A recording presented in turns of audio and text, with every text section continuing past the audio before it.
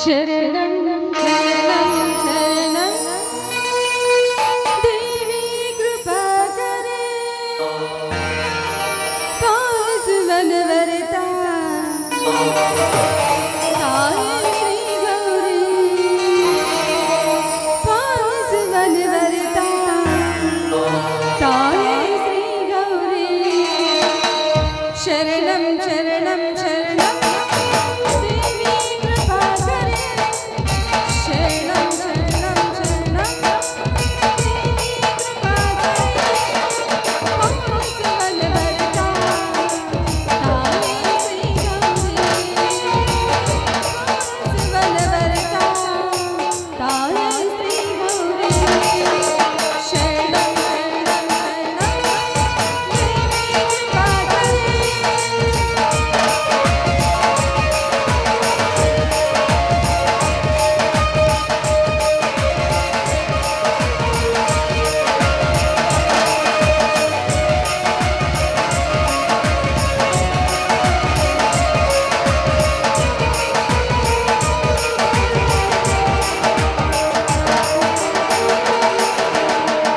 ಬಡವರ ಬಾಳಿಗಲಿ ಬೆಳಕಿಗೆ ಬಾರಮ್ಮ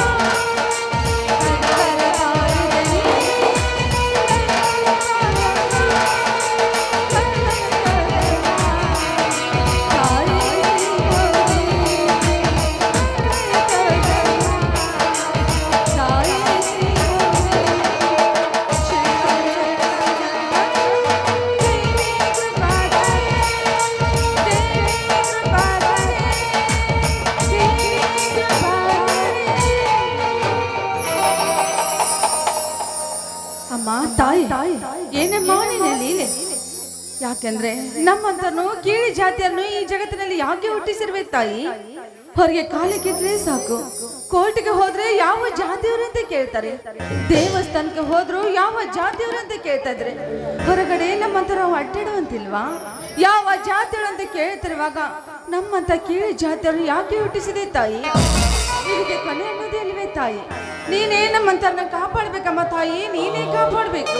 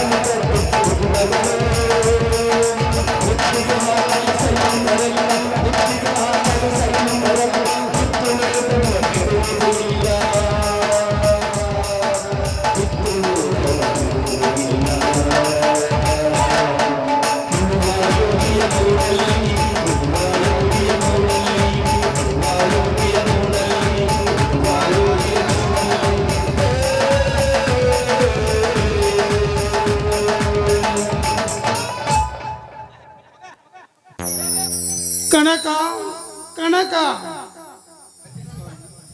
ಬನ್ನಿ ಸ್ವಾಮಿ ನಾನು ದೇವ್ರ ಪೂಜೆ ಮಾಡ್ತಿದ್ದೆ ಅಷ್ಟೇ ಈಗ ಬಂದ್ರಾ ಈಗ ಬಂದೆ ಕನಕ ನೀ ನೋಡಿದ್ರೆ ಜಳಕ ಮಾಡಿ ಮಡಿ ಹೊಡೆದು ದೇವರ ಪೂಜೆ ಮಾಡ್ತಿದೀಯ ನಾನು ಇನ್ನೂ ಜಳಕ ಮಾಡಿಲ್ಲ ಮನಿ ಒಳಗೆ ನೋಡಿದ್ರೆ ಹನಿ ನೀರು ಸಿಗಲ್ಲ ಏಕೆ ಕನಕ ನೀರನ್ನು ತೆಗೆದುಕೊಂಡು ಬರಬಾರದೆ ಇಲ್ಲ ರೀ ಇನ್ನು ಮುಂದೆ ನಾನು ನೀರ್ ತರಲ್ಲ ಹೋಗುವುದಿಲ್ಲ. ಯಾಕೆ ಕನಕ, ಏನಾಯಿತು ನಿನಗೆ? ಯಾಕೆ ಏನಾಯ್ತು ಅಂತ ಕೇಳ್ತಾ ಇದ್ದೀರಲ್ರಿ. ನಾನು ನೀರು ತರಬೇಕಾದ್ರೆ ಇವತ್ತು ಆ ವೆಂಕಟರೆಡ್ಡಿ ಹೆಣ್ಮಕ್ಳು ನನಗೆ ಬೈದು ಕಳಿಸಿ ನಿನ್ನ ಕೀಳು ಜಾತಿಯವಳಂತ ಒಂದು ಕೊಡ ನೀರನ್ನು ಎತ್ತಿ ಹಾಕಿ ಕಳಿಸಿದ್ರಿ ಅವರು ನನಗೆ. ಏನು, ನಿನಗೆ ನೀರನ್ನು ಎತ್ತಿ ಹಾಕಿ ಕಳಿಸಿದರೆ? ಕನಕ, ದುಡ್ಡಿನ ದುರ್ಬುದ್ಧಿ ಮನದಲ್ಲಿ ದಟ್ಟವಾಗಿ ಒಟ್ಟಿದೆ. ಜಾತಿ, ಆ ಜಾತಿ ಈ ಜಾತಿ, ನಾವು ಅವರು ಇವರು ಅಂತೇಳಿ ಅವರ ಗುಣದಲ್ಲಿ ಕೆಟ್ಟ ಭಾವನೆ ದಟ್ಟದಾಕಾರವಾಗಿ ಬೆಳೆದು ನಿಂತಿದೆ. ಕನಕ, ಅಂತವರ ಬಗ್ಗೆ ನೀನೇನು ತಲೆ ಕೆಡಿಸಬೇಡ ಕನಕ, ನೀನೇನು ತಲೆ ಕೆಡಿಸಿಕೊಳ್ಳಬಾರದು. ಏನ್ರಿ ನೀವು ತಲೆ ಕೆಡ್ಸ್ಕೋಬೇಡ ಅಂತ ನೀವ್ ಹೇಳ್ತೀರಿ, ಆದ್ರೆ ನಮ್ಮೂರಲ್ಲಿರುವ ಬೋರ್ಗಳೆಲ್ಲ ಅವ್ರ ಹೊಲದಲ್ಲಿದೆ ಅಂತ. ಹೀಗಾದ್ರೆ ಮುಂದೆ ನಾವು ನೀರ್ ಕಾಣೋದಾದ್ರೆ ಹೇಗಿರಿ? ಹುಚ್ಚಿ, ನಮ್ಮೂರಲ್ಲಿರೋ ಬೋರ್ಗಳು ಅವರ ಜಾಗ ನಿನಗೆ ಯಾರು ಹೇಳಿದರು? ಅವೆಲ್ಲವೂ ಸರ್ಕಾರ ಸ್ವತ್ತು, ಸಾರ್ವಜನಿಕ ನೀರಿನ ತೊಂದರೆ ಆಗಬಾರ್ದೆಂದು ಒಂದೊಂದು ಊರಿಗೆ 3-4 ಬೋರ್ಗಳು ಗೋರ್ಮೆಂಟ್ದವರು ಹಾಕಿಸಿಕೊಟ್ಟಿರುತ್ತಾರೆ. ಅದನ್ನು ಜನವನ್ನು ತಪ್ಪಾಗಿ ತಿಳಿದುಕೊಂಡು ಹೆದರುವ ಜನರನ್ನು ಹೆದರಿಸಿ ಈ ಬೋರು ನಂದೆ, ಈ ಜಾಗ ನಂದೆ, ಇದು ಎಲ್ಲವೂ ನಂದೆ ಅನ್ನುವ ಮಂದಿ ಜಾಸ್ತಿ ಆಗಿದೆ. ಅಂಥವ್ರ ಬಗ್ಗೆ ನೀನೇನು ತೆಗೆದುಬೇಕನಕ, ನೀನು. ಹಾ ಕನಕ, ನಾನು ಆ ರೆಡ್ಡಿಯವ್ರ ಮನೆಗೆ ಹೋಗಿ ವಿಷಯ ತೀಸಿ ಬರ್ತೇನೆ, ನೀನು ಅಡಿಗೆ ಸಿದ್ಧತೆ ಮಾಡು ಕನಕ. ಆಯ್ತು ಆಯ್ತು ರೀ, ಸ್ವಲ್ಪ ನಿಂತ್ಕೊಳ್ರಿ. ಮಾತಿನ ಬರ್ದಲ್ಲಿ ನಿಮ್ಗೆ ಯಾಕೆ ಕನಕ, ಏನಾಯ್ತು? ಏನೂ ಆಗಿಲ್ಲ ರೀ. ಹೇಳ್ರಿ. ಮಾತಿನ ಬರದಲ್ಲಿ ನಿಮ್ಗೆ ಪ್ರಸಾದ ಕೊಡೋದು ಮರ್ತು ಬಿಟ್ಟಿದ್ದೆ. ಬನ್ರಿ, ಪ್ರಸಾದ ಸ್ವೀಕರಿಸಿ ಬನ್ನಿ. ಕನಕ, ನನಗೆ ದೇವರ ಪ್ರಸಾದ ಬೇಕಾಗಿಲ್ಲ ಕನಕ. ಮತ್ತೇನ್ ಬೇಕ್ರಿ? ನನಗೆ ದೇವತೆಯ ಪ್ರಸಾದ ಬೇಕು. ದೇವತೆ? ಯಾವ ದೇವತೆ ಪ್ರಸಾದ ಬೇಕು ತಮಗೆ? ನನ್ನ ಬಾಳಿನ ಸಂಗಾತಿಯಾಗಿ ನನ್ನ ಮನೆಯ ಬೆಳೆದು ಆಸಕ್ತಿಯಾಗಿ ಬಂದಿರುವ ಈ ನನ್ನ ಕನಕ ಪ್ರಸಾದ ಬೇಕು. ಹೋಗ್ರಿ, ನನ್ಗೆ ನಾಚಿಕೆ ಬರ್ತಾ ಇದ್ದೀರಿ. ಏನ್ರಿ ನೀವು ಒಂದು ಮಗನ ತಂದೆಯಾಗಿ ನಿಮ್ಮ ಹುಡುಗಾಟಕ್ಕೆ ಹೋಗ್ಲಿಲ್ವಾ? ಹುಚ್ಚಿ, ಹುಣಸಿ ಗಿಡ ಮುಪ್ಪಾದರೆ ಹುಳಿ ಮುಪ್ಪಾಯಿತೆ. ಪಾರನ ಅರಸಿ ಮನದ ಪ್ರೇಸಿ ಹಾಡು ಬಾಡನ ಮುತ್ತಿನ ಮಳೆ ಸುರಿಸಿ. ಆಯ್ತು ರೀ, ನಮ್ಮ ಪತಿ ಆಸೆ ನೀಡಿಸೋದು ಸತ್ಯ ಧರ್ಮ ಅಲ್ಲವೇ? ನಿಮ್ ಇಷ್ಟದಂತೆ ಹಾಗೆ ಆಗಲ್ರಿ? ಆಗಲಿ ಕನಕ.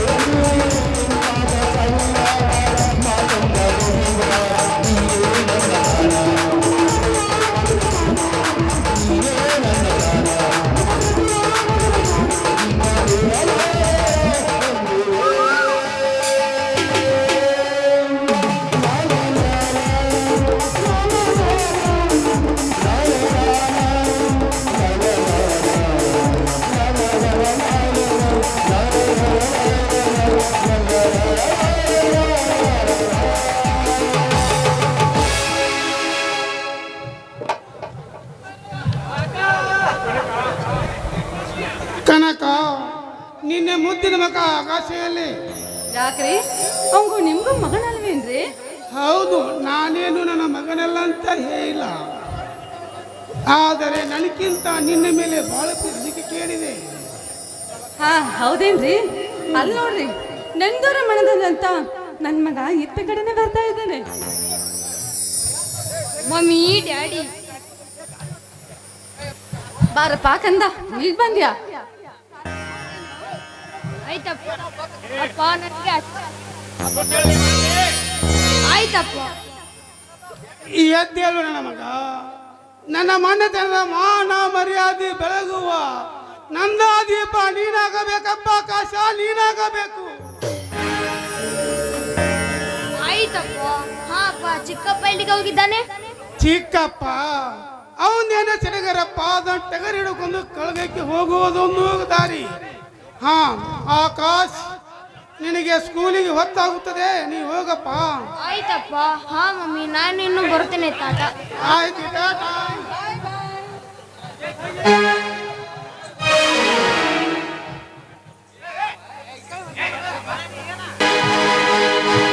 ಅಣ್ಣ ಅತ್ತಿಗೆ.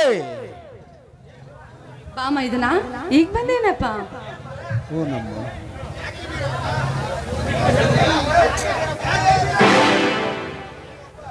ಏಕೆ ವೀರಪ್ಪ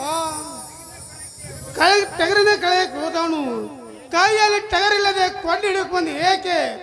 ನಮ್ಮ ಟಗರು ಕಣದಲ್ಲಿ ದೇಶಾಸ್ತ್ರೀನಪ್ಪ ಬೀರಪ್ಪ, ದೇಶಾಸ್ತ್ರೀನವೇನು? ಅಣ್ಣ, ಗೆಲುವಿನ ರೂವಾರಿಯನ್ನೇ ಬೆನ್ನಿಗೆ ಕಟ್ಟಿಕೊಂಡು ಬಂದಿರುವ ಈ ನಿನ್ನ ತಮ್ಮ ಬೀರಪ್ಪನ ಟಗರಿಗೆ ಸೋಲಿನ ಸುಳೆ ಎಲ್ಲಿಂದ ಸುಳಿಯಬೇಕಣ್ಣ? ನಮ್ಮ ಟಗರಿಗೆ ಪ್ರಥಮ ಬಹುಮಾನವಾಯಿತಣ್ಣ. ಇದನ್ನ ನಮ್ಮ ಟಗರಿಗೆ ಗೆದ್ದಿದೆ ಅಂದ್ರೆ ಬಹುಮಾನವಾಗಿ ಯಾವ ಕಾಣಿಕೆಯನ್ನು ನೀಡಿದ್ದಾರೆ ಅವರು? ಹತ್ತಿಗೆ 5,001 ರೂಪಾಯಿ, 1 ತೊಲೆ ಬಂಗಾರವಿತ್ತು ಹತ್ತಿಗೆ. ಆದರೆ ಈ ನಿನ್ನ ಮೈದುನ ಪ್ರಥಮ ಬಹುಮಾನವನ್ನು ಬಿಟ್ಟು 3ನೇ ಬಹುಮಾನವಾದ ಈ ಕೋಟ್ಲೆಯನ್ನು ತೆಗೆದುಕೊಂಡು ಬಂದಿದ್ದೇನೆ ಹತ್ತಿಗೆ. ಹಾಗೇಕೆ ಮಾಡಿದೆ ಬೀರಪ್ಪ?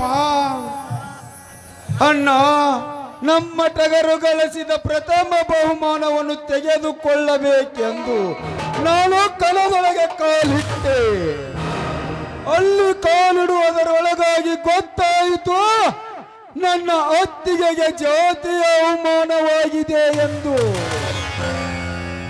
ನಮ್ಮ ಜಾತಿಗೆ ಕಳಂಕವಿಟ್ಟ ಮಾತನಾಡಿದ ಆ ಅವಿವೇಕಿಗಳ ಶಿರವನ್ನ ಕತ್ತರಿಸಬೇಕೆಂದು ನನ್ನ ಗುರು ಬೀರೇಶ್ವರನಾದ ಅವತಾರಿ ಪುರುಷ ಪುಂಡರ ಗಂಡ ಪರಶುರಾಮನನ್ನು ಕೈಯಲ್ಲಿ ಎತ್ತಿಕೊಂಡು ಓಡಿ ಬಂದೆ. ಅವರನ್ನು ತುಂಡು ತುಂಡಾಗಿ ಕತ್ತರಿಸಿ ಹಾಕಬೇಕೆಂದು. ಯಾರವರು ಹೇಳುವತ್ತಿಗೆ ನಮಗೆ ಅವಮಾನ ಮಾಡಿದವರು? ಇಲ್ಲಪ್ಪ, ನನಗೆ ಅವಮಾನ ಇಲ್ಲ. ನನ್ಗೆ ಯಾರು ಅವಮಾನ ಮಾಡಿಲ್ಲ. ಯಾರೋ ನಿನ್ ಮುಂದೆ ಸುಳ್ಳು ಹೇಳಿ ಕಳಿಸಿರ್ಬೇಕಪ್ಪ ಮೈದನ.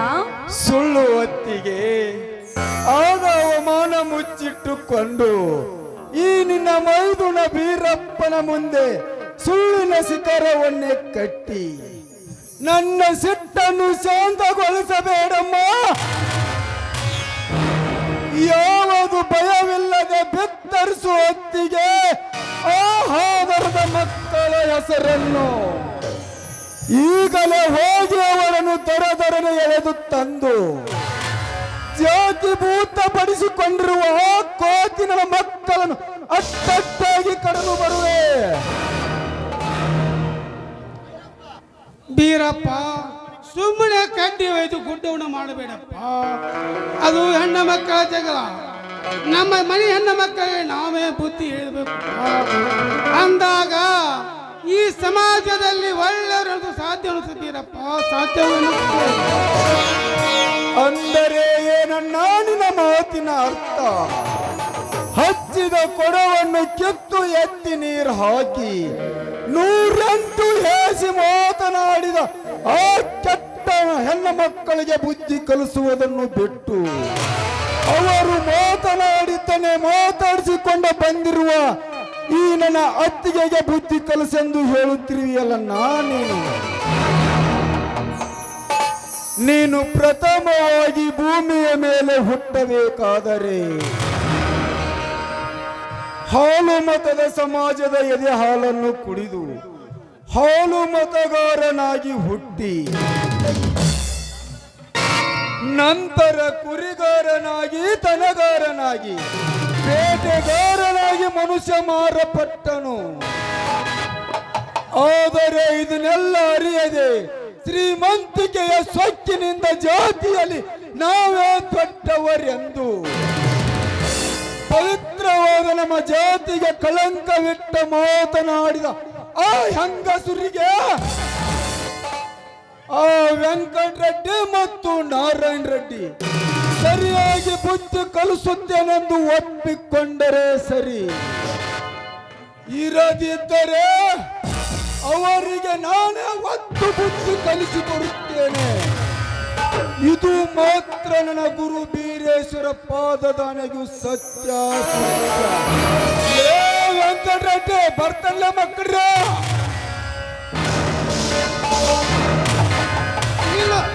ನಿಲ್ಲು ಬೀರಪ್ಪ, ನಿಲ್ಲು.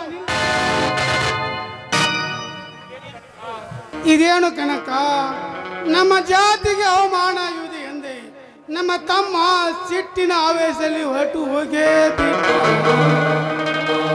ಮೊದಲೇ ಆ ಊರು ವೆಂಕಟರೆಡ್ಡಿ ಅಂದರೆ ಊರನೇ ಗಡ ಗಡ ನೆಡುತ್ತಿರುವಾಗ ನಮ್ಮ ತಮ್ಮನಿಗೆ ಮಾತ್ರ ಅಪಾಯ ತಪ್ಪಿದ್ದಲ್ಲ ಕನಕ, ಅಪಾಯ ಕನಕ. ನಾನು ಹೋಗಿ ನಮ್ಮ ತಮ್ಮನ್ನು ಕರೆದುಕೊಂಡು ಬರ್ತೇನೆ, ನೀನು ಒಳಗೋಯ ಕನಕ. ಆಯ್ತು ರೀ, ಬೇಗನೆ ಹೋಗಿ ನೋಡ್ರಿ. ಆಯ್ತು ಕನಕ.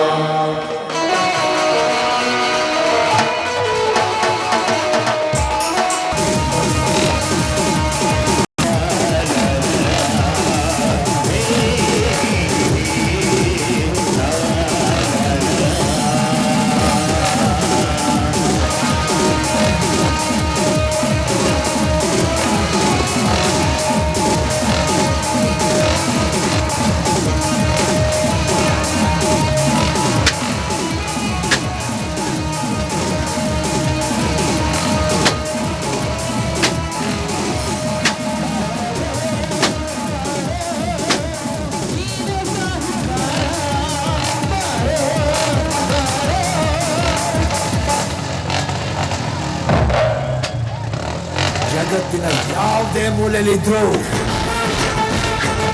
ಆ ಪೇಟೆ ನಂದು.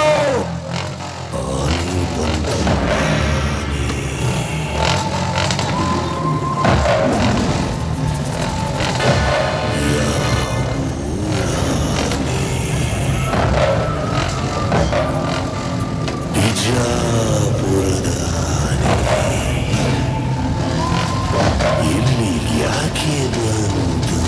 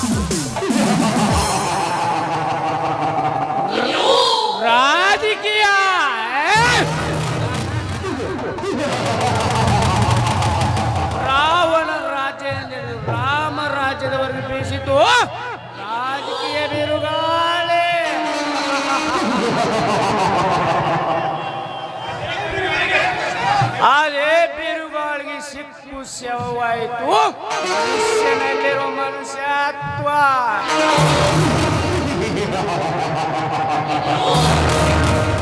ಕೇವಲ ಓಟಿಗಾಗಿ ಕೈಯಲ್ಲಿ ಕತ್ತಿಯನ್ನು ಹೋರಾಟಕ್ಕೆ ಹಚ್ಚೋದು ಇದೇ ರಾಜಕೀಯ.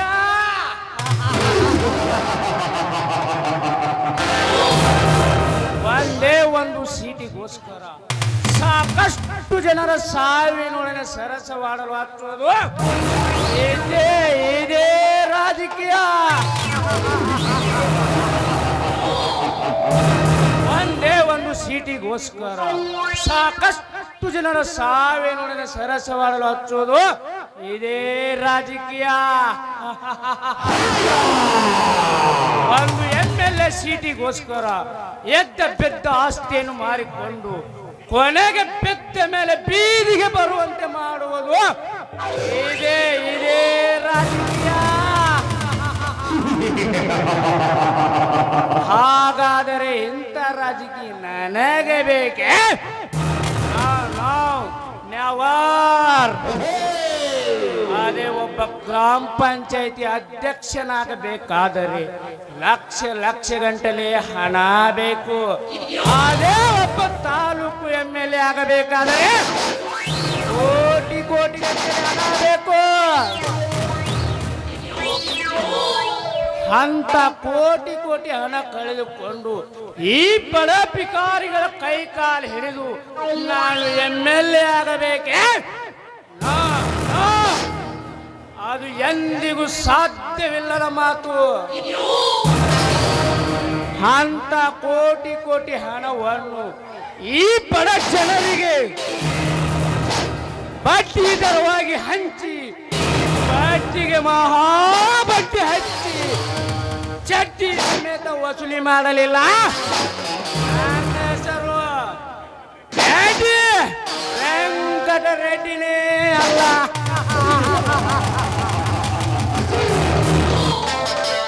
I am ready. This is my challenge. Venkata Reddy.